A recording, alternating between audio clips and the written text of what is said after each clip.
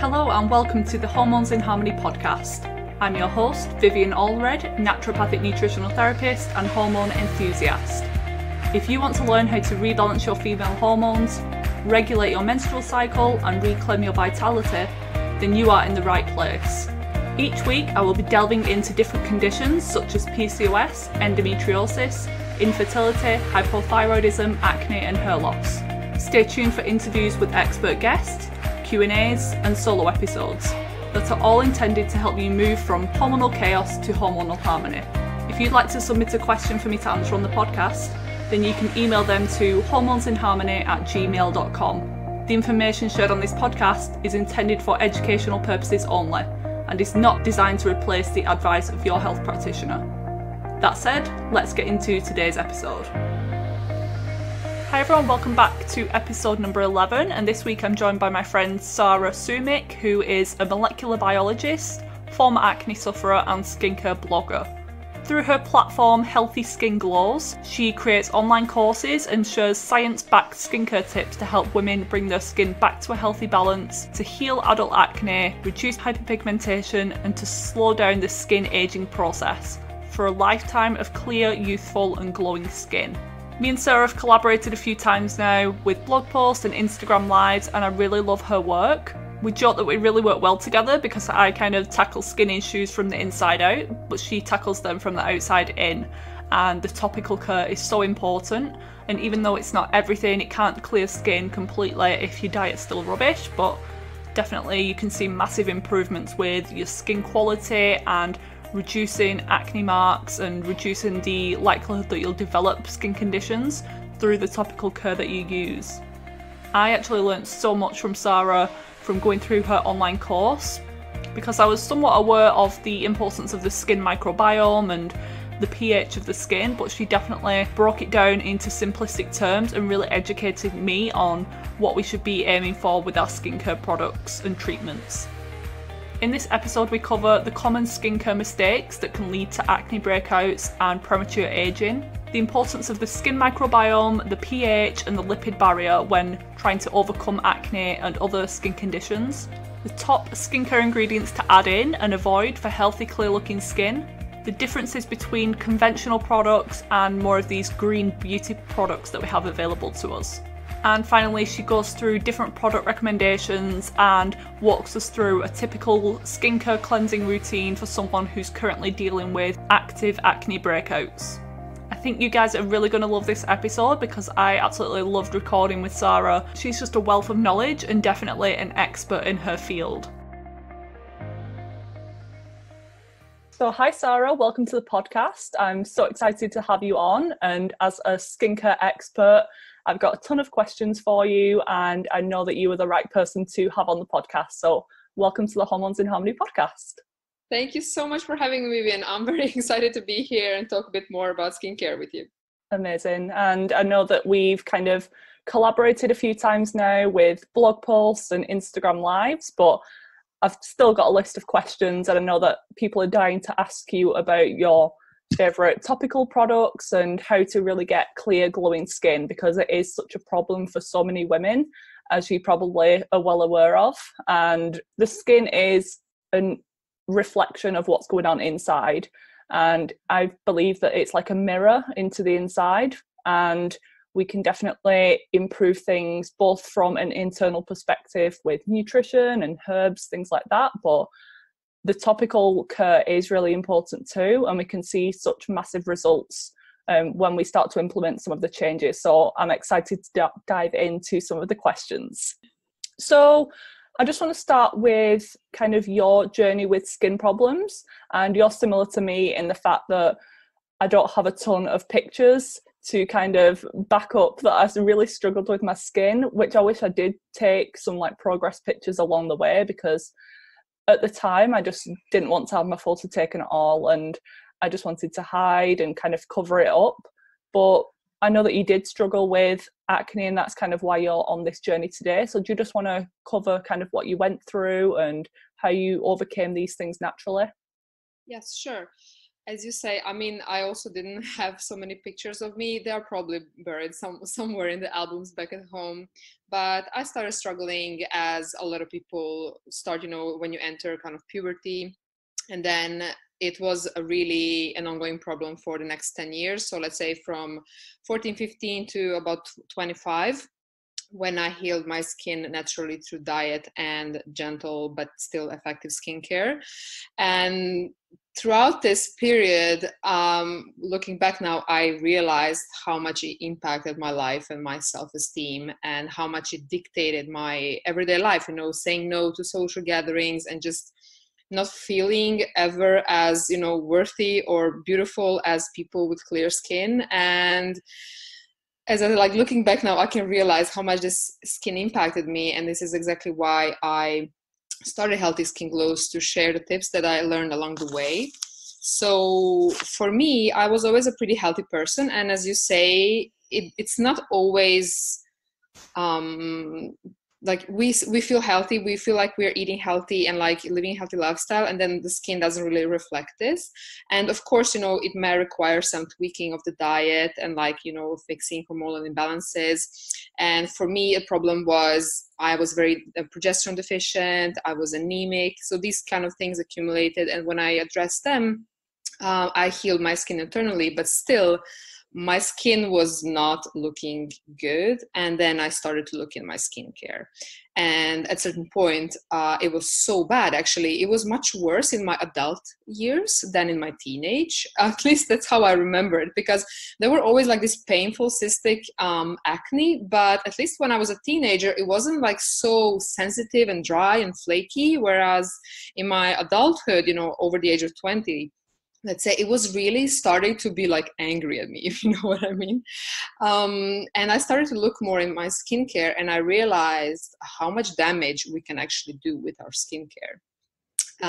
There are so many processes our skin needs to do on a daily basis as an organ. There is a skin barrier that serves a very important purpose. There is the acid mantle, that acidity of the upper layer of our skin, that wards off infections, that takes care of our natural exfoliating process. All these things need to run smoothly every day to help the skin function as an organ, but also make it clear and beautiful.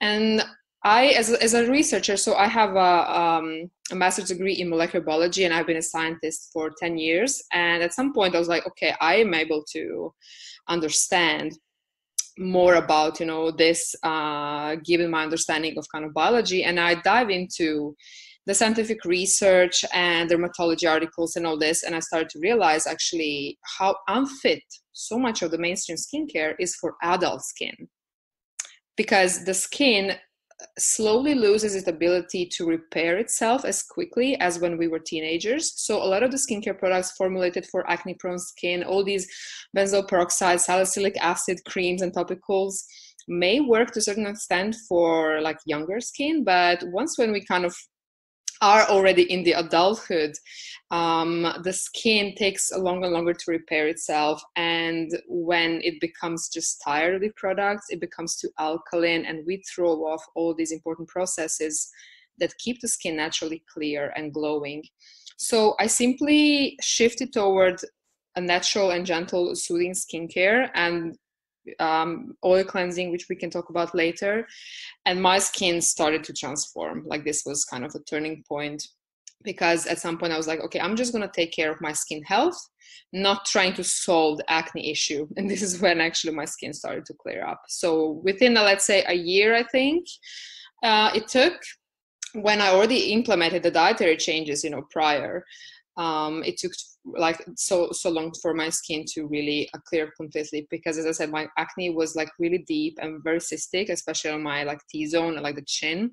And people nowadays cannot believe that I ever had bad skin when I look at me, but if you look really closely, you can see my skin is like very prone to clogged pores.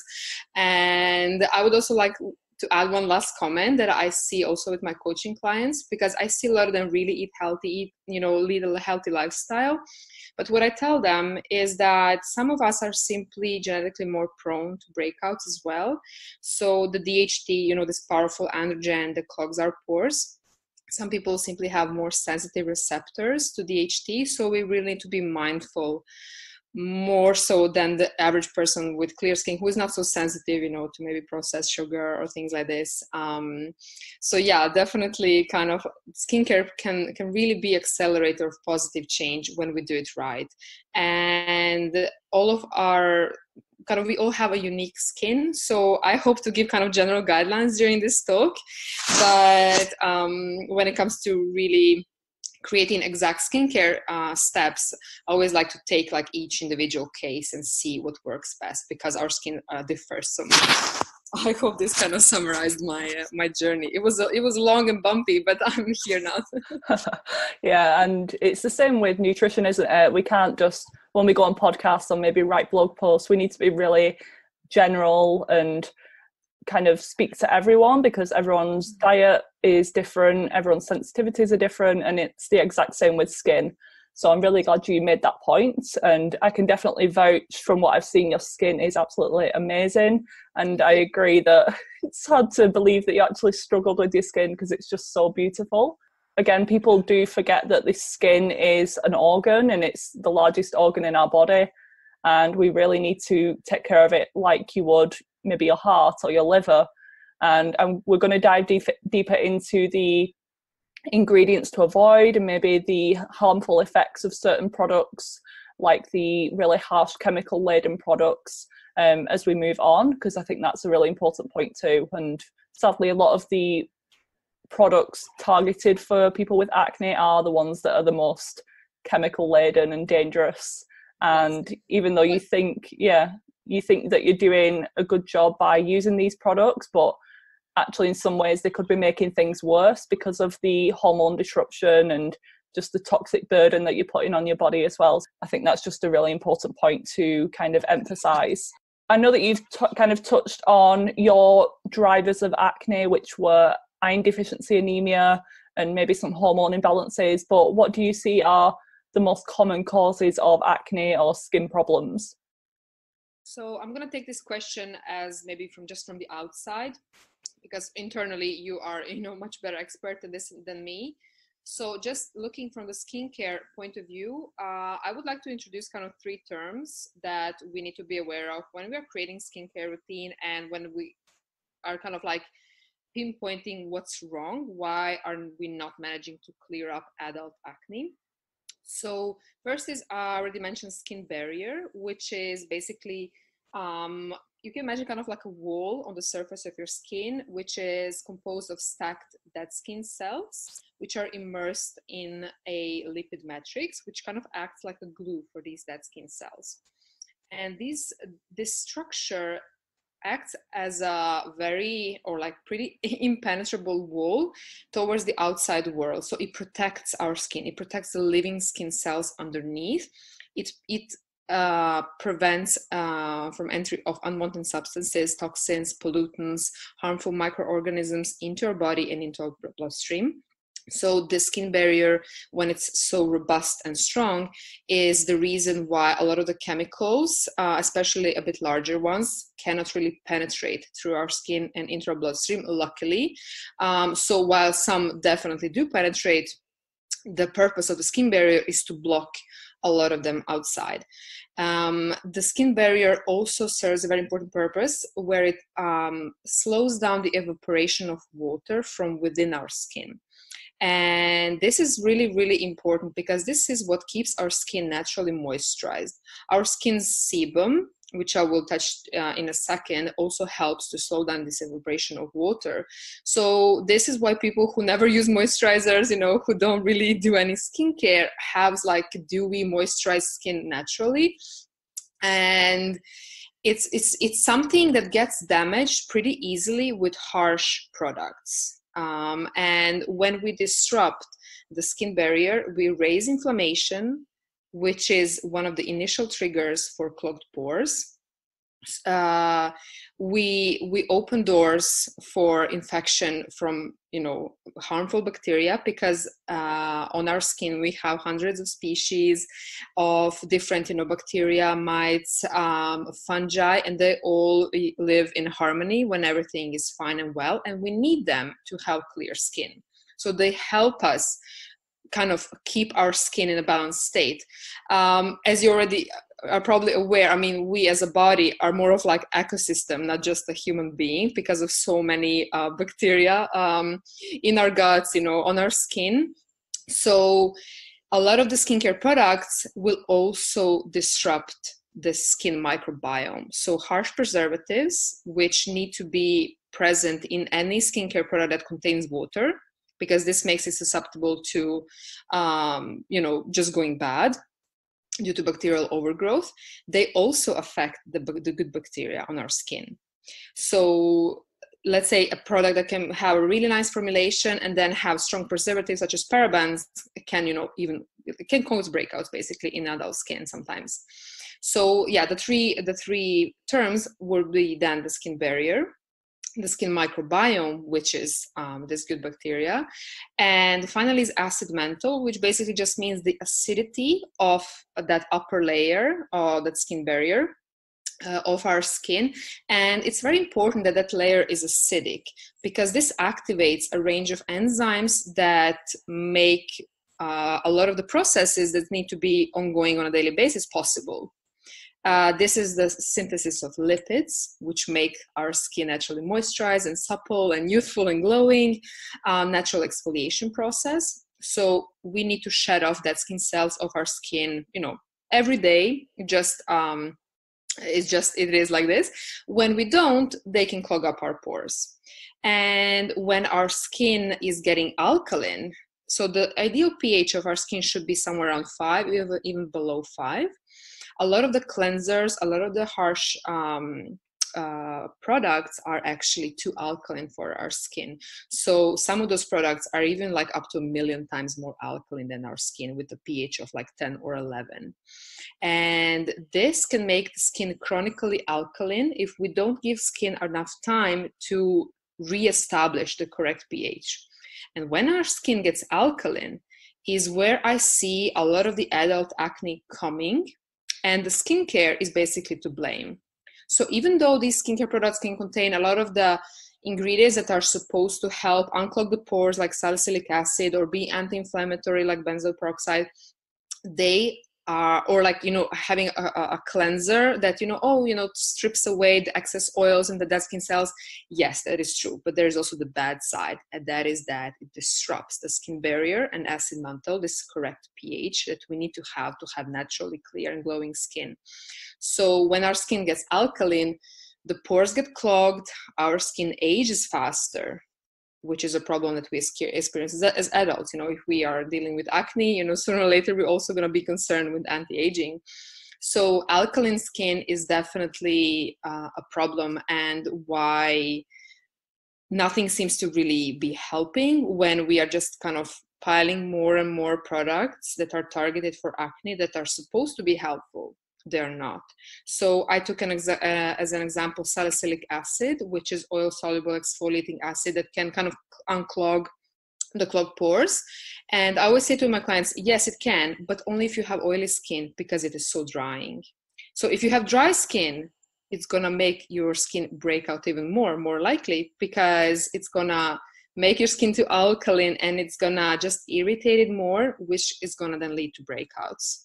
So that's why I don't like these kind of generalization. You know, if you have clogged pores, use salicylic acid or use this like this. We are so individual, and I really see that for a lot of people, just gentle skincare works the best, because this allows the skin to shine through in a way, to perform all of its processes that keep it naturally clear and glowing. And yeah, I've learned I already knew about like the skin microbiome and the importance of that, just from like the nutrition side of things and gut health. But I learned so much from you like these past couple of weeks with the acid mantle, the skin barrier. I definitely wasn't aware of the importance of those things. And I think I had the problem of over exfoliating, and we can definitely touch on that, because I think that's a big thing that you let people know, not to over exfoliate. And even it's not the exfoliation from like conventional scrubs, it can be the masks that you're using, the toners. Anything, Since stopping doing so much exfoliation, I was a bit nervous that my skin might get a bit more oily and more breakouts, but it's actually done the opposite. Exactly. So, because your accidental skin barrier are now like, whoa, we are recovering. So with the skin pH, the importance of that, is there a way for us to kind of find out what pH our products are? If you like reached out to companies, do they let you know what they're working with? So yes, I would definitely encourage everybody to reach out to companies and ask them about pH of these products. When it comes to, I mean, I'm not sure how often you will get answer and how often they even know. I would say maybe more reputable brands probably know this and can provide you with an answer. But when it comes to certain products like cleansers, sometimes the pH is indicated on the label. But I'm still wary of this because even though the pH may be correct, the product as a whole can still be harsh.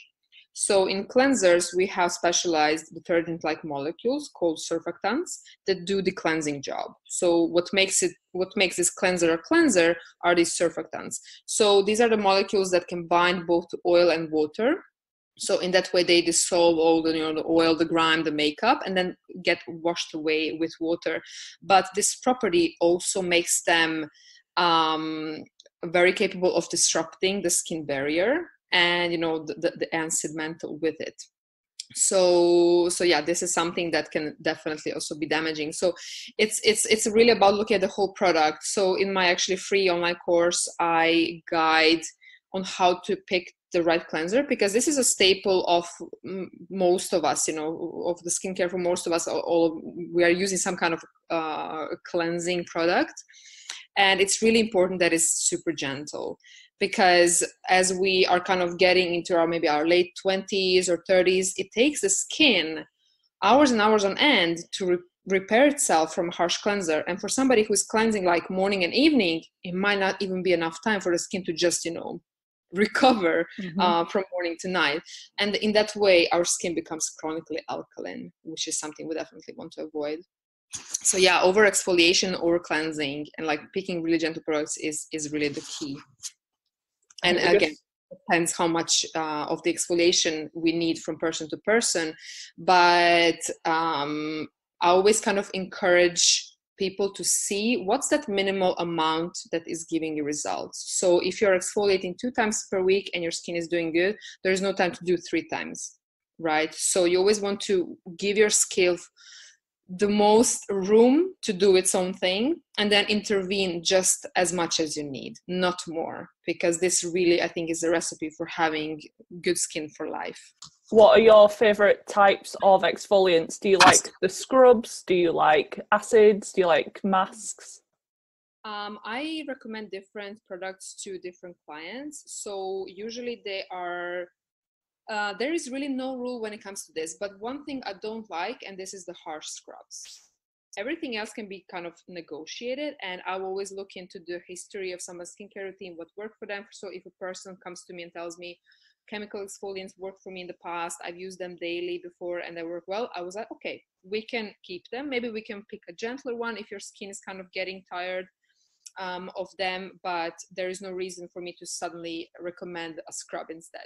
So we can definitely keep, in that case, chemical exfoliant. But what I find beneficial in great majority of cases is to quit with the harsh scrubs. So anything that kind of has this uneven shaped crystals, or like anything that's kind of like being very aggressive on the skin, is usually just irritating it. And so, for example, St. Ives apricot scrub, or like homemade sugar scrubs.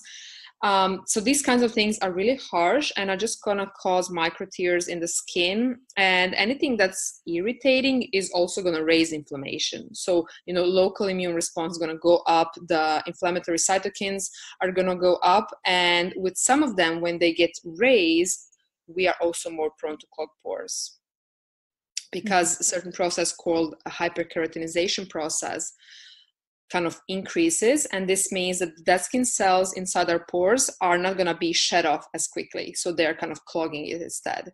So we really want to be careful there. Yeah, the Incentives apricot scrub, that's been like a classic for most people, I think, and it is too harsh when you kind of look at the chemicals in there as well. It's not a great product. I used to exfoliate a lot because of my acne and because of my clogged pores, but it definitely wasn't benefiting me. When I look back at things, my skin wasn't clearing up, but I was continuing to do that, and that's just a sign that something wasn't working. If you're having clogged pores and oily skin, something's going on that you've still not resolved. This is a really good point to make, because one of the first things I say to my clients and inside my online course is to listen to your skin and be wary of things that don't work. So I think most of us have this gut feeling if something is really working or not. And instead of just following blindly advice from a dermatologist, from our estheticians, whoever person kind of advise a skincare routine, we also need to listen to our skin first and foremost, because our skin is so unique. And although we know a lot, there's so much we don't know. So nobody can guarantee you this product is going to work. Like, this is not possible to do, because our skin, each person has a unique skin chemistry. So I can kind of give person a nice guideline on how to, design skincare routine, but I can never guarantee you should use this product like at this frequency. I always tell them, do this frequency and then see how your skin is doing, like look for these signs and these signs, and then kind of adjust as you go. So it's very, very important to kind of stop and see if this really working and what I'm doing, because I often also see with my clients, they've been doing something for years and the things are not improving, but like they're still continuing to do it. They're not questioning the advice that they're being given, which I in a way understand, because I used to do the same thing for many years. But yeah, we definitely need to listen to our skin. Yeah, I asked you the other week when we spoke about my oil that I was using on my face that I'd heard a ton about, and everyone was raving about it. It had 5-star reviews, but I was getting a lot of blackheads on my forehead, which I never get. And you reminded me to, even though it may be the best ingredients in the world, some of those ingredients may not work for me, even if it's non-toxic, organic. And since removing that, it was that was causing the blackheads. So thank you for. I'm so happy to hear that. And you are definitely not the first to tell me these kinds of things. And it's actually a bit frustrating, because I want to always kind of, I want to be seen as a blogger who promotes as natural and non-toxic as possible. And then people always, I see that people who interact with me assume that everything kind of non-toxic, organic, natural is automatically good for acne-prone skin. And then I have to go and disappoint them. No, it's not. So for me, actually, what I do, I don't care if the product is from which brand it's coming from, whether it has 5-star reviews, whether it's all 100% organic or natural. The first thing I do is to look at the ingredient list. Even the best products, as you said, out there with absolutely amazing ingredients that can work beautifully for one person can be very comedogenic for the another one. So a lot of the natural skincare actually has so much of the comedogenic ingredients in them. And it really saddens me when people experience kind of bad things when switching to natural skincare, and it's only because they chose the wrong one. So they chose something that was really comedogenic for them, and then they say, okay, natural skincare is not working for me, I'm going to go back to my conventional skincare. And this breaks my heart, because I think it's very possible to find something that is good, non-toxic, that's not going to impact negatively our hormonal balance, but we definitely need to be mindful, because not all natural and organic is suitable for everybody. And let's say even with some of the best ingredients, as you say, they can still cause problems. So I definitely recommend always doing a patch test first. But even though you don't see anything with patch test, if you kind of observe negative reaction, as in your case, like blackheads or any kind of like more breakouts, I always recommend stopping the product and just kind of like, again, listening to our skin. But yeah, this is a really good point. Not all natural and organic is going to be suitable for acne prone skin. So this is important thing to remember. Mm-hmm. Let's talk about ingredients to avoid pretty much across the board. And a particular one I want to ask you about is coconut oil, because again, that's one of the natural organic ingredients that a lot of people are raving about to take internally, to remove their makeup, to use as moisturizer. But for some people, it really doesn't work, does it? So what's the problem with coconut oil, and what are some other ingredients that don't work as well for skin health? Okay, that's a really good question. So we can start with oils, because they are some that can be really amazing for the skin, for people who can tolerate oils. Not everybody can, but when we can, we need to choose wisely, because a lot of the oils, like coconut oil, are comedogenic. So what comedogenic means is basically it causes clogged pores, and a clogged pore is the first stage of acne. So when the pore is clogged, inside that anaerobic environment, there is a perfect opportunity for the acne bacteria to multiply and grow and cause inflammation, so that red acne spot. So we want to avoid as much of the comedogenic ingredients in our skincare and makeup as possible. So usually you can find comedogenic ratings for each ingredient, and they are not so accurate, especially not like in the real world, because a lot of them are obtained by testing rabbit ears or maybe a bit flawed human models. So it's to take with a bit of grain of salt, but still when it comes to coconut oil and some of the other comedogenic oils, the coconut oil has high amounts of a fatty acid called lauric acid, which may be the reason why it's so comedogenic, because for people who cannot tolerate coconut oil, they can tolerate like MCT oil or like this purified caprylic acid oil. So there are definitely components in these oils that can be that comedogenic trigger.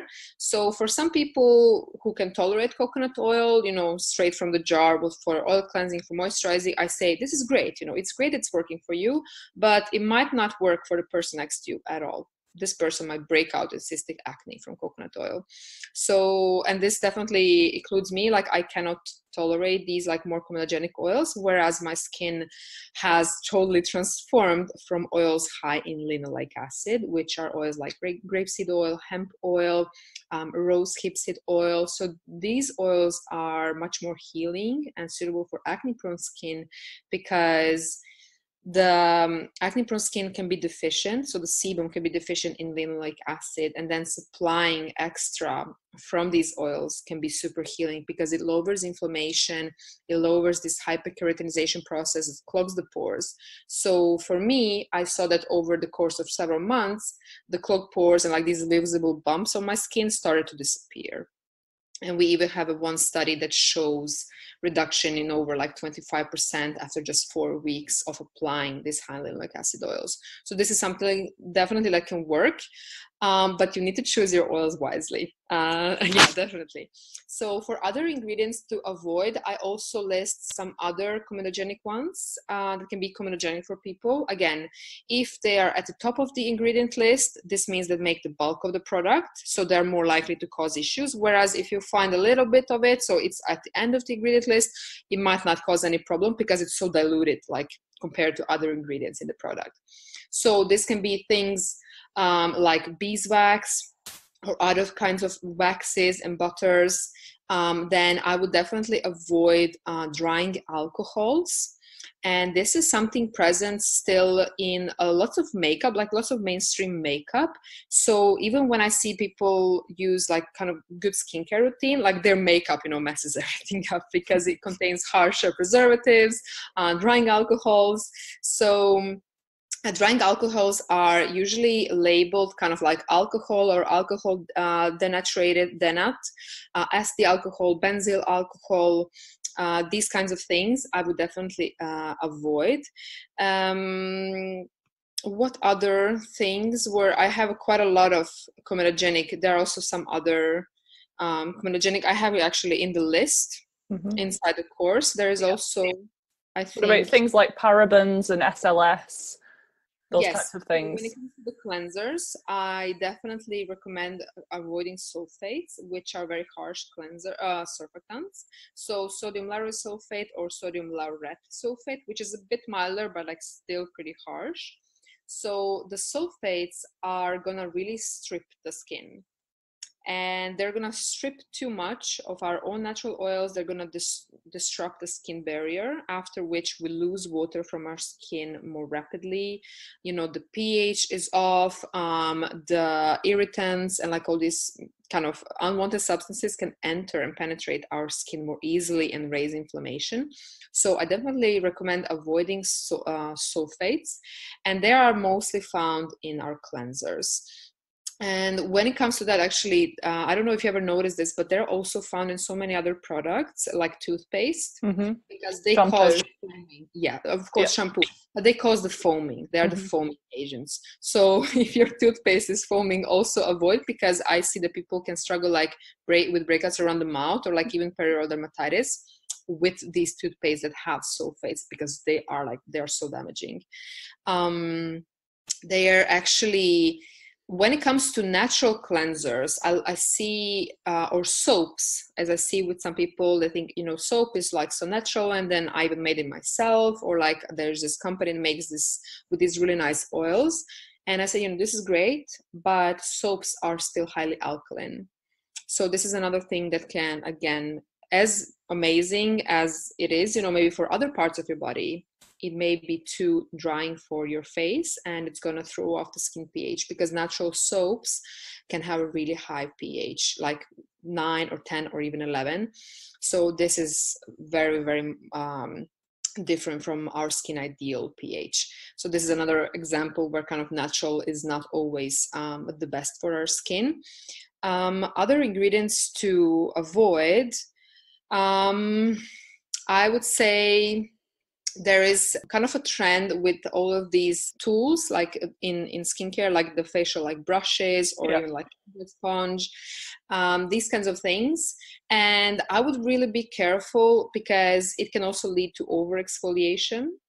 So combining, let's say, the brush, like Clarisonic brush, which can, maybe accumulate some bacteria on it, with a foaming cleanser that has sulfates every day, this is gonna be like definitely too harsh.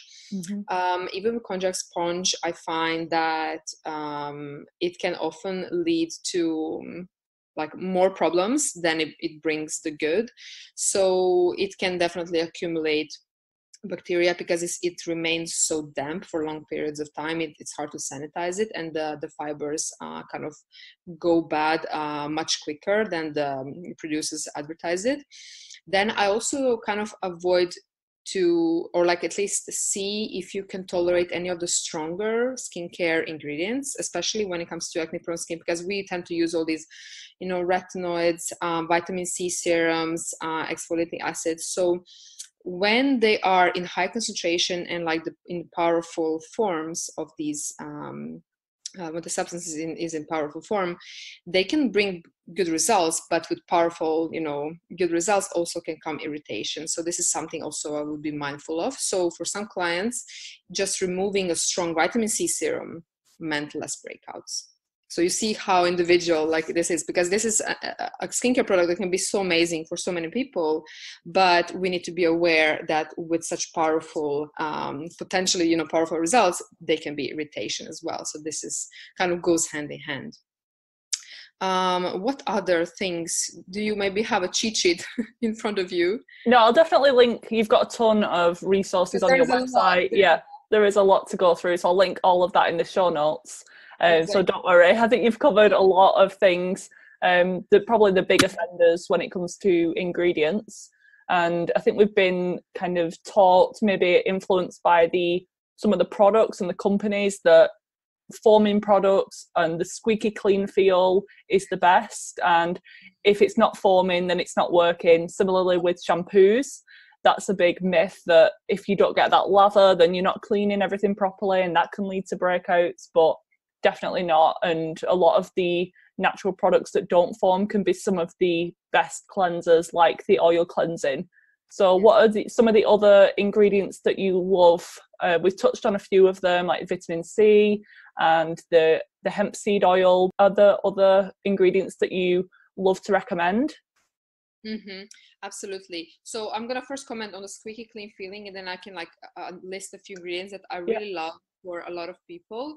When it comes to this quick clean feeling, I see that it's a problem for many people because it's a kind of a mental thing. I haven't really cleansed my face unless I stripped it, like unless I had and this is especially prominent when people start oil cleansing, and I try to convince them, no, it's totally okay to not feel that your skin has been stripped. And I try to remind them, clean skin is not clear skin. So in our minds, we connected clean with clear, but this is not the case. We need a good balance of this good bacteria, yeah, and fungi on our skin to have clear skin. When we are obsessed with cleanliness, this actually is going to lead to problems. So a cleanser can be really efficient and even much more helpful to resolving adult acne when it's not as stripping. So after you have cleansed, if you feel the urgent need to use a moisturizer, your skin is super tight, this is a definite sign the cleanser is too harsh. Aim for kind of jelly or milky cleansers, cream cleansers that, of course, depending on your skin type, that are not so stripping. So it's okay to feel clean, but like it should never feel tight. You should not feel like this desperate need to use a moisturizer right after. Like if you choose to, you should be able to actually be without moisturizer for at least another half an hour or an hour. And then when it comes to ingredients that I really love to recommend, it depends a bit on the skin types, but something that I find work for so many people are 3 ingredients. And the first one is Manuka honey, which is super, super anti-inflammatory, and it can really soothe inflammation and like this redness of acne and prevent new ones, precisely because it reduces inflammation. So as I said, inflammation itself can be this first trigger that causes clogged pores and hence acne. So I see when the Manuka honey is well tolerated, which is most of the times, people ask me, how often can I use it? Because it works so good. I was like, if you want, you can use it every evening after you remove your makeup. So if you need to cleanse to remove your makeup, you can do let's say 3 to 4 minute mask with Manuka honey. So after that time, it kind of begins to melt because of the warmth of your skin. And this can really work well because Manuka is not just super anti-inflammatory, it also acts as a humectant, which means it attracts water molecules to it. So it attracts water molecules from the air and from the deeper layers of our skin to the surface where we need them to have, kind of that moisturized skin. So this is really, really good ingredient. Another one that I really love is basically an ingredient that you can find in different products, or I even have like this DIY spray, and that is green tea extract. So nowadays you will see them in some of the kind of like this more natural skincare brands. And it's one of the few natural ingredients that have really shown such powerful results in scientific studies in both reducing acne and oily skin. Like already after like 6 to 8 weeks, there were massive reduction, like over 50 or 70% reduction in acne spots, reduced oiliness, inflammation overall. So this is a really, really nice ingredient. And I think it works probably mostly as an antioxidant, but there are also some indications that it can work because it is a DHT blocker, which you know more about. So it can also likely penetrate the skin and actually block the conversion, of testosterone to DHT. So it's blocking the 5-alpha reductase, which is the enzyme doing this conversion. So doing this will, prevent to some extent clogging of the pores. It's going to prevent the action of DHT. So we're not really sure of the mechanism, but we know it works. So this is amazing that, we at least see the results from it. So it's a really, really nice one. And then, but the thing is that to kind of see effects, you need a bit high concentration. So it's usually not enough to kind of brew, strong green tea and then spray it on your face. You would need to get alcohol-free green tea extract and then add it to your toner or like other skincare product. The best is toner, like it's super easy. I have a recipe for this. And then the last one that has so many amazing benefits is niacinamide. So this again, you can also find as just, niacinamide serum, but it can also be present in moisturizers, in different serums. And it is anti-inflammatory. It helps. And why I love it so much is it helps to strengthen the skin barrier. So for people who have, put their skin through so much of damaging skincare throughout the years, their skin barrier probably needs some repairing. So, I mean, there are other, ingredients that can help us do this, and, in addition to properly moisturizing our skin. But niacinamide can be that extra punch that helps to strengthen the skin barrier.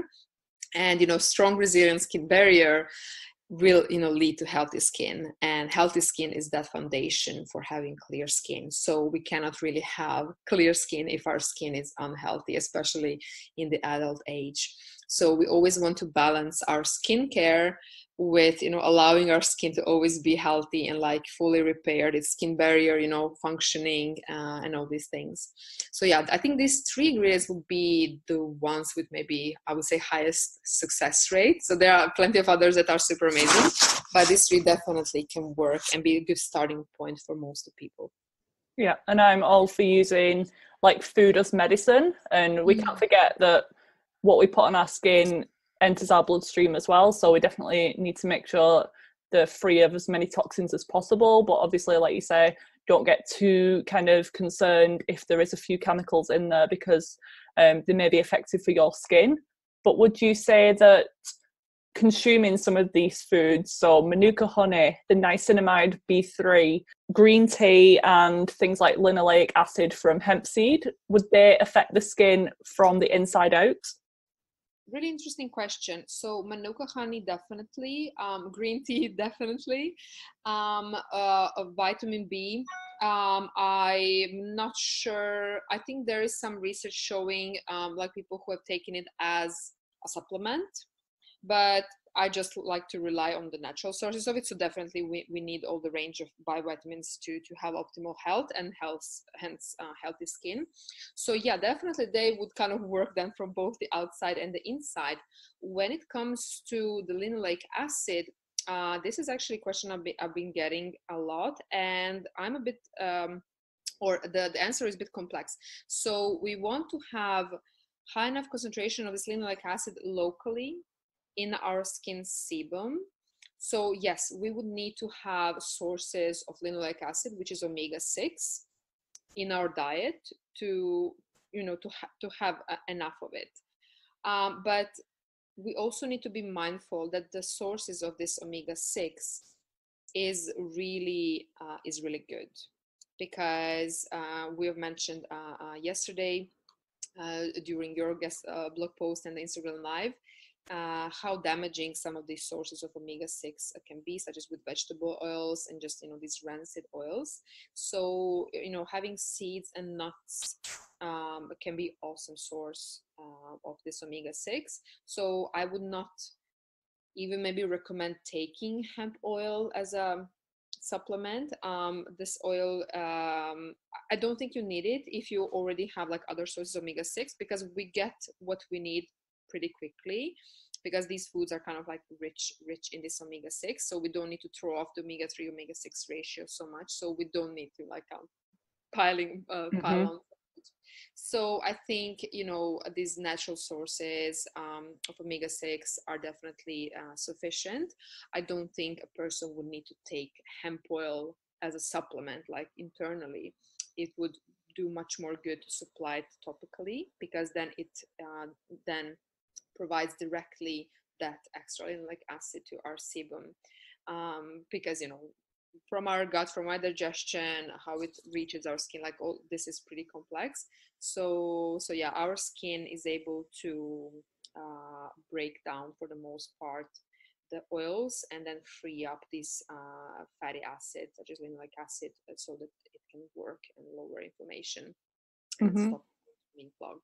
So yeah, very interesting question. Another ingredient that I really also love, especially for people who cannot tolerate much exfoliation but still see that they need something extra, and these are oats. They are so anti-inflammatory, and sometimes you will see like oat extract in different skincare products. So they're super anti-inflammatory, and I love the mask when I kind of grind a tablespoon of oats, so basically oat flour. You mix it with hot water, leave for 10 minutes, during which time these anti-inflammatory substances are being activated and released, and then mix in maybe like a teaspoon of manuka honey, make a paste, apply on the face, on a clean face as a mask. And this is one of the most loved masks that I recommend, because people who actually kind of go through the trouble of making it says like, wow, I really love it. Like it's my skin is so soft, it's so calm and so soothed. So yeah, definitely this is one that I think everybody can really benefit from. Of course, if you are kind of having bad reaction to manuka honey, you're going to avoid the manuka honey, but oats are so soothing for the skin. So they can be amazing for almost everybody. Yeah, and I still need to try that one. I've been reading about it on your website and your course, and I've not yet tried it. I really love the raw manuka honey mask. That has been probably one of the best things that I've done for my skin. I sometimes leave it on as the mask for a couple of hours. I use it for cleansing when I've not worn makeup, and then I also use a spot treatment. Say I have an active pimple or a hyperpigmentation mark. I mix turmeric powder with manuka honey and then leave that on overnight. But I warn you to put on like a towel over your pillowcase, because it stains the heck out of everything. But yeah, I love it. It's a really good one. When you are also, people ask me, how do I remove the mask with oats, because it can clog up the drain. So I always recommend kind of taking the most of it with a very soft washcloth. And you really need to be super soft, whatever touches the face, so you can wipe off the most of it, and then you wash it off maybe in a kitchen sink or something where you kind of have the filter for this, so it doesn't clog up the drain in your bathtub or like the bathroom. So yeah, this is a really nice mask. I love it every time I make it. As I said, like it's a bit of a hassle, but it's so worth it. And how long would you leave that one on for? Like 30 minutes? About 15 minutes. Right. Yeah, and then would you kind of exfoliate? Is it kind of an exfoliant as well? Yes, it's very gentle exfoliating. And when I was healing my skin, I would use just oat flour. Like I would just take a teaspoon of this oat flour and like massage it on damp skin to gently exfoliate. And this is so gentle that it can even sub as a cleanser. All right. It's like so gentle exfoliating. So it definitely, it's gonna exfoliate a bit, especially after you left it on for 15 minutes, because it kind of like really softens up the skin. And when as you're washing it off, which you can do with also other types of masks like clay mask, you can kind of go with gentle circular motions to exfoliate, to kind of get the most out of this mask. And would you avoid another cleanser after doing that, another exfoliant after doing that, or would the oat mask count as one of your exfoliations for the week? Excellent question. So I would have to look into your skincare routine. If your skin is not used to a lot of exfoliating, then yes, I would count this as an exfoliating step. For somebody who's used to much more exfoliating, it's probably too gentle for them to really count as an exfoliation. I think for you, it could count as an exfoliation. Yeah. So for you, let's say if you are doing once a week this mask, and then another time, let's say a gentle clay mask, I would say this would be probably enough. So like, let's say on Monday, Thursdays, you do this kind of gentle exfoliation. I would say this would be enough, I think, in your case. Of course, you would have to kind of see with your skin, but like this is kind of general. Okay, yeah, I'll give that a go and I'll let you know how I get on with that. Absolutely. Yeah, I've got so many questions for you. There's a lot of people in my audience and people who reach out with really active breakouts, and whether that's hormonal acne or acne from poor gut health or whatever, would you kind of just run through a typical daily routine in terms of skin cleansing for someone with oily, active acne? at the moment, maybe cystic acne, and kind of just a general, obviously it can't be very specific, but just a general, what would they do in the morning and what would they do in the evening in terms of cleansing? Okay, so again, I would first kind of scan through their routine and make sure they have eliminated everything that's damaging, everything that's kind of worsening the acne. This is super important because adding more stuff before you have gotten rid of the things that are damaging the skin is not going to be as helpful. So if you were still using a harsh scrub and you introduce manuka honey, you would say, oh, this manuka honey is not working, right? Yeah. So this is really, really important to do. And then I would be really gentle and soothing with the skincare. So I would definitely give manuka honey a go and use it as a cleanser in the morning. And then in the evening, if the person is wearing makeup, obviously you need some way to remove makeup. This can be a gentle micellar water. If you are not still, ready to dive into oil cleansing, this can be gentle micellar water. And then I would follow up with either kind of rose toner or another gentle toner or manuka honey mask again. So it can definitely be used twice a day. It's no problem.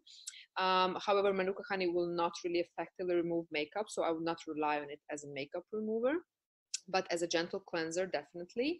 Alternatively, you can use the oats. So you can either, grind them in like a coffee grinder or coffee, food processor, or buy oat flour, and you simply massage a teaspoon of it on damp or like wet skin. And then it kind of creates this mushy paste that helps to gently cleanse the skin.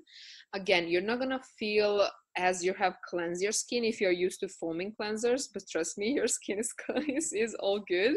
So it takes a bit of getting used to. And then for something really, really soothing, especially when it comes to oily skin. So if you find that a lot of moisturizers break you out, I would pause the moisturizers, because oily skin has enough of its own natural oils that act as occlusives. Occlusives are molecules whose job is to prevent or like slow down evaporation of water from our skin. So after applying, some kind of watery serums or toners, we would ideally want to apply something with occlusives to lock that moisture into our skin. But for people with oily skin, their skin's natural oils are actually amazing occlusives. So for them, applying, let's say, fresh aloe vera gel can be super soothing, because aloe vera gel has such a great regenerative properties and so anti-inflammatory. It can really, really work wonders. However, I have to say that I don't recommend anymore buying packaged aloe vera gel, because it has to contain strong preservatives, because it is so water rich. So what I do recommend is getting a plant.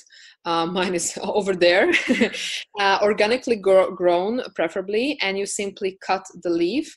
And by just squeezing it, you can squeeze out the gel and apply it directly onto your face. And you can keep the leaf in the fridge for 2-3 weeks, even more, like it stays okay. So the gel should be definitely always clear.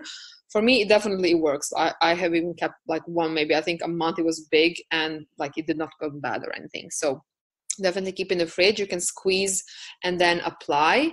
It might feel like the skin is kind of a bit tight after this, but after half an hour, probably your skin's natural oils are just gonna kick in, and then your skin is gonna feel kind of properly moisturized. So this I would try to do for somebody with really kind of who are struggling with active acne and oily skin. Definitely do patch test with all of these products when you're first introducing, because when it comes to natural things like this, like aloe vera, there is not just one substance. There is thousands of different chemicals, like substances in it, and some people can have a reaction to some of them. So even if it's a supernatural, amazing product, you can still have a reaction to it. So definitely make a patch test. And if it's working, keep it up. In addition, or instead of fresh aloe vera, if you can't get it, I would get a nice niacinamide serum, or make the spray toner with green tea extract, and just spray this. So you see, I'm not trying to kind of pile on too many moisturizers, because the skin is already oily, but I'm trying to provide some kind of hydration with an extra boost. So whether it's regenerative properties of aloe vera, whether it's niacinamide in a nice serum, or whether it's green green tea extract that is also very helpful for oily skin and acne. So it's like a hydration with an extra boost for acne. So yeah, I would keep it this simple.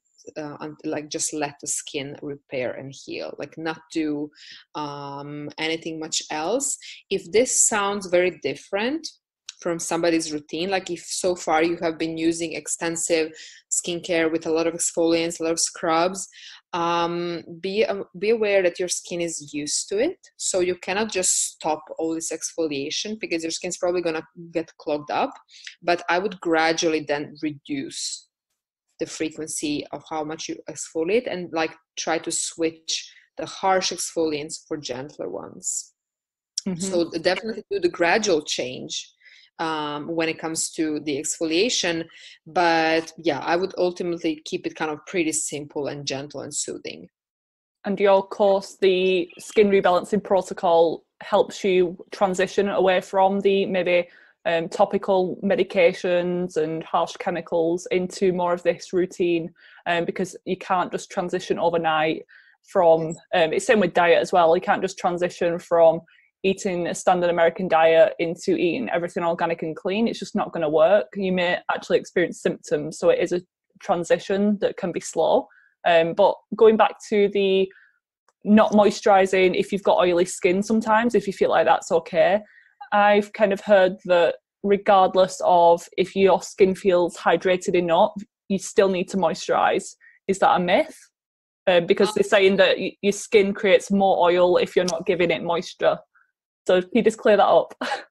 I really love this question and I get it a lot. And I think the myth is coming from the fact that we believe we need to use a moisturizer to have moisturized skin. And this is where the confusion is coming from, I think, because I think we need to remember that our skin is capable of moisturizing itself. As I already explained, this is due to our skin natural sebum and skin barrier that locks the moisture in our skin. So it is water that makes our skin moisturize.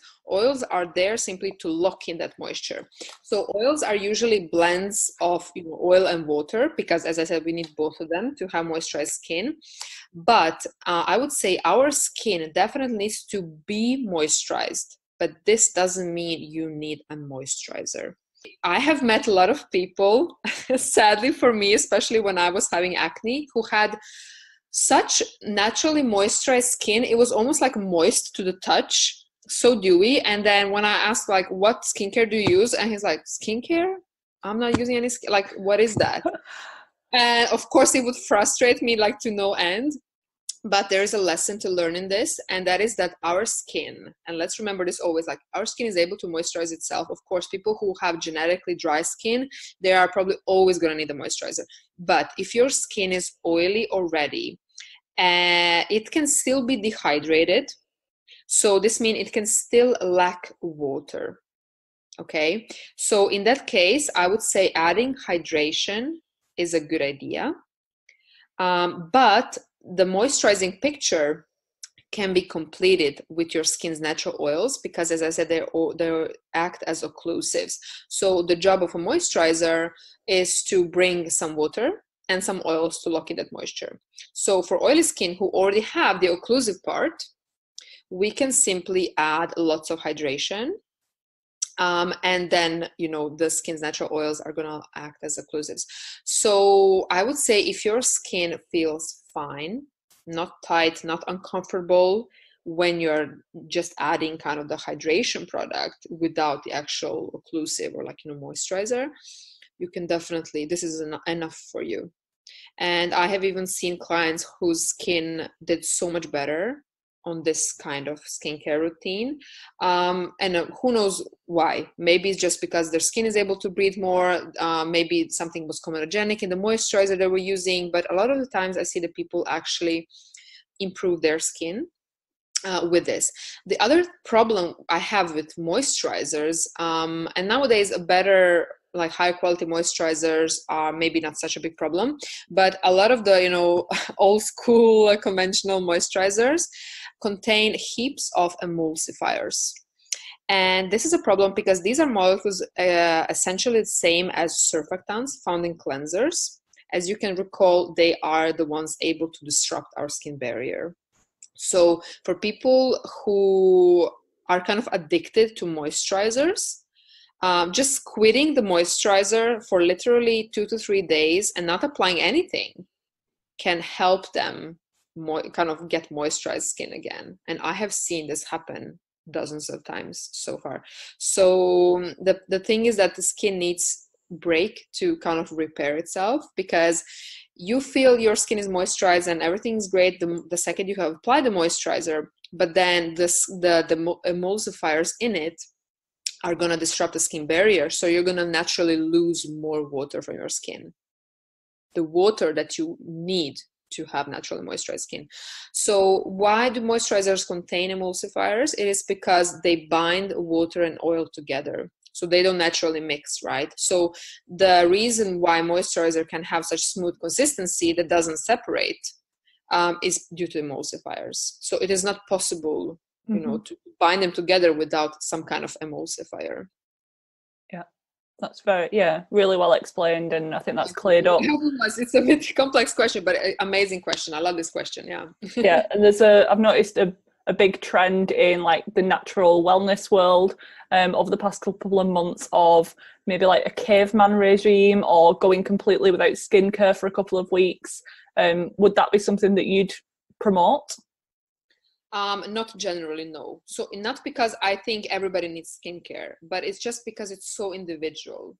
And I think if a person is saying, you know, this, everybody should try this, I cannot agree with this. No, because I have seen how different people are when it comes to skincare. Some people simply require more skincare than others. And some people will get the impression, oh, but is there something wrong with my skin? Isn't it able to do all these processes itself?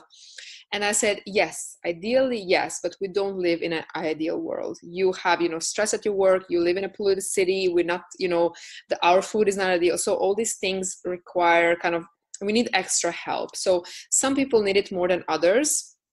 As I said, like I've known people who need zero and had such a perfect skin. So for them, I would say, just keep it up. You do the caveman regime, awesome. So for people who notice that as they simplify their skincare routine, you can kind of gradually maybe start gravitating toward a caveman regimen, or like at least modified one where you maybe use one product, or like you don't cleanse your face but maybe use something to hydrate your skin. So like some kind of modification of this. So it doesn't have to be like all or nothing. But I would say if you feel that simplifying your skincare routine is helping your skin, definitely continue that route. Don't feel like you're missing out. This is also something that I see with a lot of people. Like they feel, oh, what else should I add to help my skin heal? And I was like, if a simple routine is working for you, this is amazing. It means your skin is able to repair itself and like to recover itself. So you don't need to complicate it. Keep it simple. You're not missing out. There is time for everything. So yeah, caveman regimen can maybe be taken partially like this. Yeah, not something Not for everyone.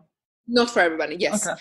So what I have to say, what bothers me a bit is that sometimes I see people, something has worked for them, and then they immediately assume it's going to work for everybody. And it kind of bothers me, because you cannot assume this. So we are so unique and so individual. So people who are maybe like big influencers, or like, you know, you see your favorite green beauty blogger, you know, promote things like this, and it's great that they work for them. It really is, but it means nothing for you, literally nothing. Like it does not guarantee anything. So yeah, I have worked with too many people to kind of give general recommendations, as you can understand yourself. So people who can say this is going to work for everybody have not worked with real people, and like have not how individual we really are.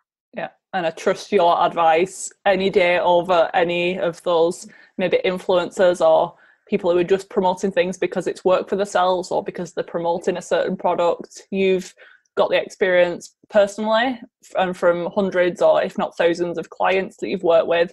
So yeah, I'm sticking with you on this one. Oh, thank you so much. I really appreciate it. No, it's like at this point I really had a lot of experience with real people, and I see how some of them they have such different skin from mine. And yeah, it's just like, I started out, you know, recommending really simple natural skincare and like oil cleansing. And then I said early on, it doesn't work for everybody. And I even put it like in bold. And sometimes I will have people say, oh, Sarah, it's not work for me. Like, should I wait it out? I was like, no waiting it out. It just doesn't work for you. You know, it worked for me, but something else will work for you. We'll find what it is. But yeah, definitely.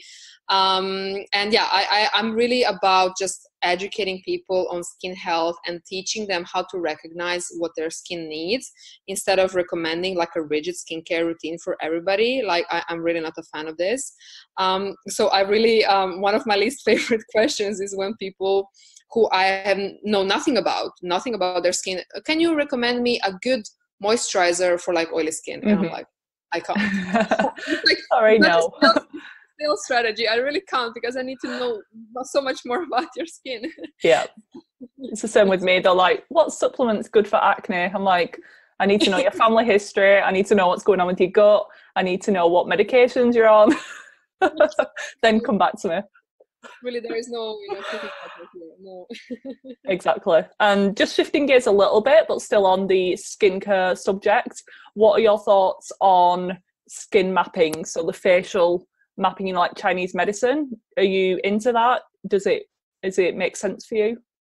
I would say, I mean, I don't know how accurate it is, but what I can tell you that what I've seen from the clients I have so far is that the chin acne is really often kind of correlated with hormonal imbalances. And when it is women, it is usually some kind of progesterone deficiency situation. So it can be different causes, whether it's really kind of a load of xenoestrogens, or they are not ovulating, or like other kinds of things that can lead to kind of imbalance in estrogen and progesterone comes out on the chin area.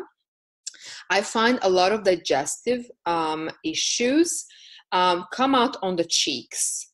Like gut health kind of would often go here. So when people cut out foods that they are sensitive to, like the cheeks would kind of recover, or when they found how much carbs they tolerate. So when they kind of stop eating so many carbs, healthy or not, their cheeks would, like, the inflammation would go down immediately. I find that people who had maybe SIBO or like some also other type of gut issues also had kind of like small bumps on the forehead. So these are kind of like three types of what I found most common. So it's definitely some kind of face mapping. I'm not sure if it's totally in accordance with a Chinese face mapping, but yeah, this is definitely a trend. And oftentimes just by looking at somebody's skin, I can kind of, even before seeing what they're eating, like I can kind of guess where the issue is lying just based on this. And I've seen similar to it. Yeah, similar patterns to you, like the forehead, digestion or bacterial problems, the cheeks, yeah, definitely inflammation, food sensitivities, allergies, and like inflammation in internal organs, whether that's your liver or your gut, and then definitely the chin, jawline being hormonal, excess androgens, not enough progesterone, like you mentioned. Yeah, I definitely found that. Yeah. And I usually kind of wrap the interview up with a few questions to get to know you a little bit better. And I'm going to kind of switch them to a more skincare focused one while it's you. So I usually ask people what their morning routine is, but I want to know your morning skincare routine. Okay. So in the morning, it's really super simple now. So I don't cleanse my face in the morning. I don't do that. And right now, I only apply my fresh aloe vera from the leaf on my face. And after that, I just apply a sunscreen. So I have actually two that are kind of non-toxic, natural. And they are so moisturizing that I find I don't need a moisturizer like underneath. So basically, I just have this like hydration. I let it absorb for a bit and then apply on slightly damp skin these two sunscreens. So one is really rich in shea butter. It's by Linoleic, and it's really, really moisturizing. I love shea butter for dry skin. It's so nice, especially during the winter time. It's such a nice occlusive. Softening the skin is just amazing. So this one I really love for the winter time. Another one is a bit tinted, so I also love it for like maybe I need, you know, go somewhere. So this is basically my morning routine. So sometimes I'm gonna even skip everything because I'm running around, I forget things. And actually I'm kind of happy with the fact that I can just completely forget about my skin, because I remember how before I would just wake up and first thing I do, you know, go to the mirror and like look at my face. Like now I just don't care.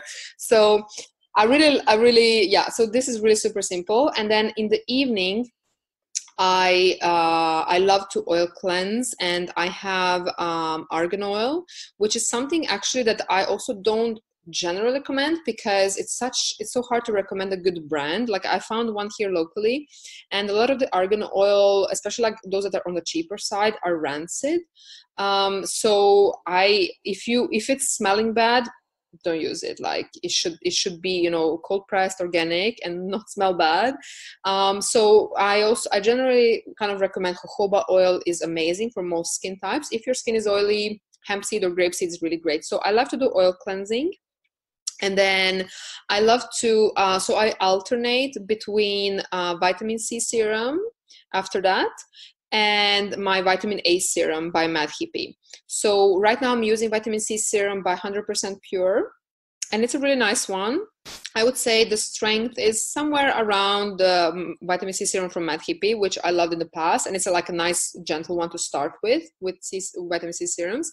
So I use them on alternate nights, and I think this really works great. So they shouldn't be used together. And then after that, I love to apply my face oil, which is by Lena Wild. It's called Harmony Bloom Oil. She's also based in the UK. And it's such a wonderful blend of oils that are good for acne prone skin, you know, such as sea buckthorn oil, like the jojoba. So it's really, really amazing oil. And then maybe once a week, I will do her clay mask, which is like a blend of clays, but also has matcha, which is a great, you know, has this potent substance as the same as in green tea extract. Mm-hmm. For acne, with lots of, you know, camu powder, which is vitamin C, so it's very brightening. I like to do this as a clay mask once per week after my oil cleansing, and then I just simply continue with the same routine. So yeah, this is like all there is to it. This really works well for me. And yeah, again, I always say, like, if this sounds very different from your skincare routine, you need to kind of build yourself up and like see where you lay. Maybe you need more exfoliation, maybe you need less, maybe you need some other ingredients. So I don't use sometimes I will use manuka honey. I'm out of it right now after my oil cleansing, but again, I just simplify it as much as I can, and like while still kind of maintaining results. So it works for me. Yeah Obviously very simple, but obviously effective. Yes. Looking at you, it's very effective. Yeah. And this is actually what I love, feedback from the students, that they tell me once they establish a routine that works, they're like, I kind of lose this constant urge to buy new skincare products. And I really love hearing this, because when you don't know what to search for, like, you're constantly tempted to buy more. Oh, maybe this is going to work, maybe this is going to work. And then when they finally learn, okay, this is my routine, this is all I need, I'm not missing out or anything else, you actually have a really effective routine for much less money that you've been using up to the point. So yeah, knowledge is really powerful. Knowledge is very powerful. Totally agree with that. I'm going to ask you one skincare product that you can't live without, and one either food, nutrient, or supplement you can't live without. Maybe I can answer. Oh, food. It's really hard with food, but I really am obsessed with raw carrots. Because I really think they help my skin. And the root vegetables here in Norway are so sweet. Like, I have never eaten, I don't know what it is here, but they're so sweet. Like, I love the beets and like all the root vegetables that are grown here locally. They're so sweet. Like, literally my son and I would snack on carrots every single day before dinner. And then I was like, okay, would you want something like L? No, I want carrot, you know. So I'm totally obsessed with carrots. But I love, you know, kind of all whole foods that I can find locally especially locally, so not food that need to be shipped from China or something. Yeah. For the supplement, I really love taking magnesium. I think it really helps my sleep and just everything, my skin and the mood. So this is one that I take consistently, really ever. I would have to say also omega-3. I've been a bit inconsistent with it now, but it has been one supplement that has also changed my skin, because I was seriously lacking in omega-3s, and having a good omega-3 supplement really helped me reduce the inflammation. Like I could see it like visibly going down after a few weeks of being consistent with this and eating lots of oily fish. When it comes to skincare, I could really live without anything. My skin now is not going to freak out if I don't do anything. So I would then have to say probably oil cleansing, because if I'm traveling, oftentimes if I'm going for a weekend, this is the only thing I pack. So basically it's enough for me to remove makeup. It's enough to gently cleanse, and then I don't need to really moisturize after, because my skin is already feeling nice, and I'm giving it kind of this reset. So I'm not applying anything after. I'm just like oil cleansing and then giving it a break from all the other products. So yeah, this is what I do. Let's say if I am traveling somewhere for 2-3 days, like I'm not gonna pack all these skincare products. I'm just gonna pack the oil cleansing stuff. So I do use just this argan oil, and then I need to have a really soft washcloth. So a lot of the people, I always make my clients show me the washcloth they are using for their face. And a lot of times it does not pass my scrutiny. So like scrubbing the face and yeah, exactly. So it has to be really super soft. And then I like to, I just link them. There is a few ones on Etsy, and you can find them in zero waste shops nowadays. And you will see it's like a small square soft cotton washcloth. I'm not even sure it's like made to be for face, but maybe just for babies or something. But it's super soft, and the texture stays soft for a long time. I have mine for 2 years now. It's like equally soft, which is something that is not so good with microfiber ones, because the texture goes rough after a while. Right.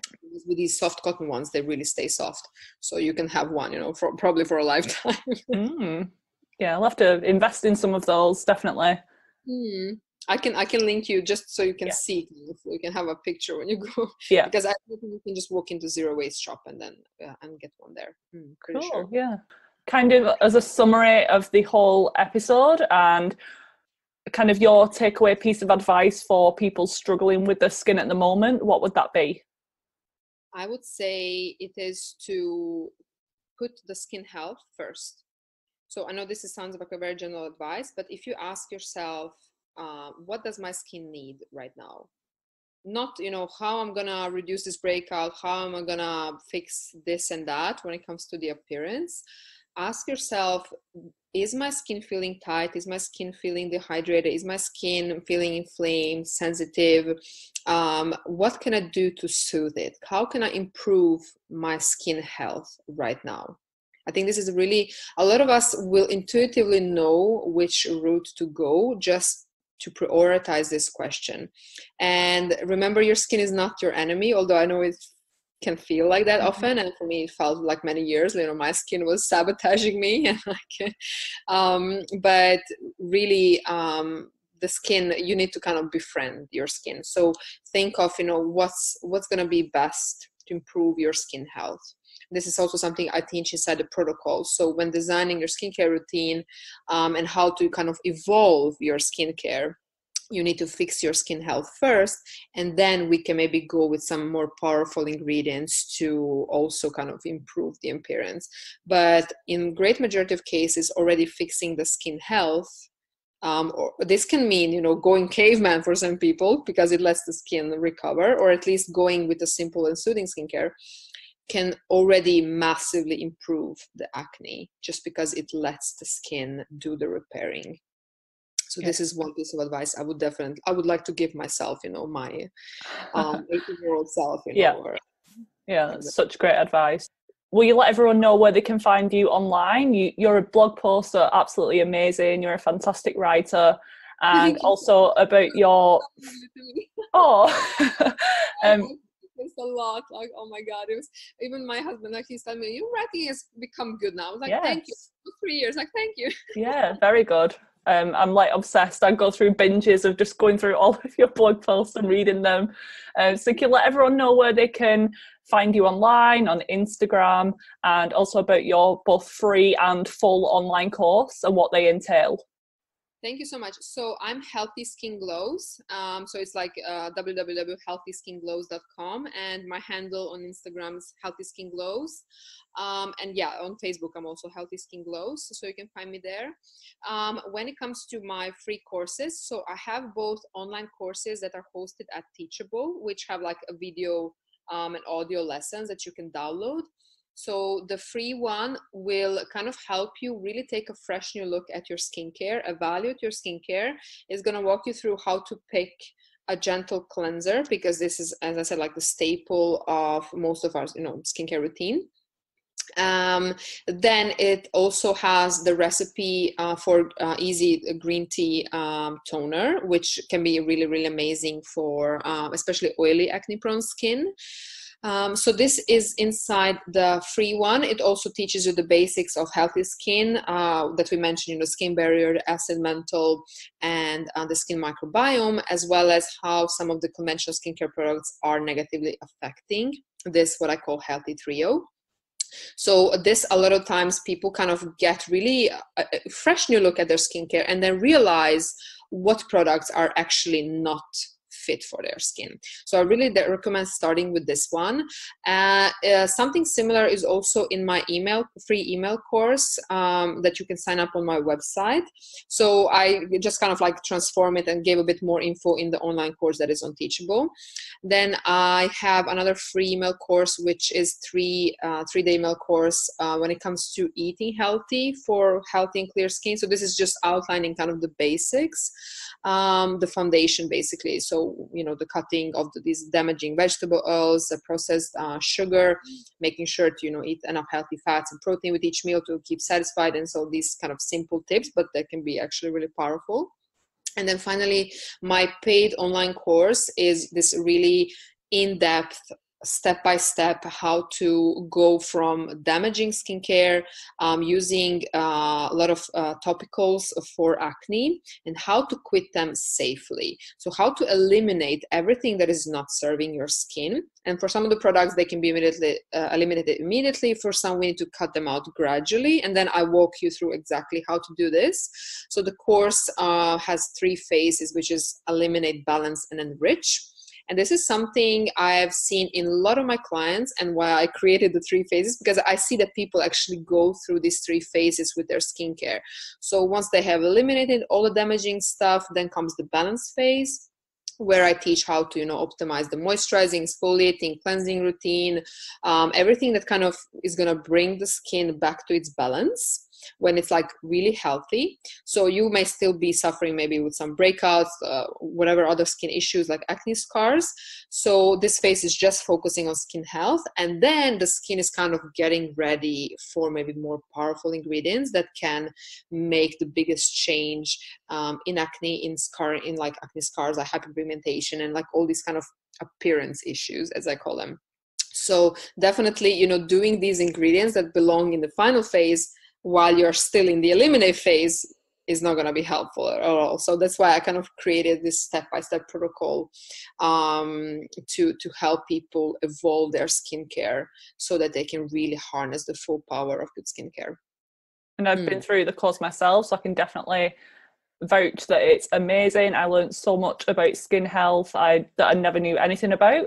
Sarah was kind enough to give you guys listening a 10% discount code. So you can use the code Vivian10, and that'll get you 10% off the full paid course. And it's definitely worthwhile, believe me. And yeah, I'm going to I'll link that code in the show notes, along with everything from Sara's website and her courses. Definitely feel like everyone's going to be heading over to your Instagram, asking you a ton of questions. But remember, guys, you can't be too specific about certain things. Make sure you read all of the blog posts first, and then ask her if there's anything further after that. Sarah, I could talk to you for 3 more hours. I've got a list of questions here, but I don't want to keep you too much longer because I know how busy you are. I just want to thank you so much for your time, and we're definitely going to collaborate again soon with your blog posts and some Instagram lives. Thanks so much for your time, and you're a wealth of knowledge, and thank you so much for being on.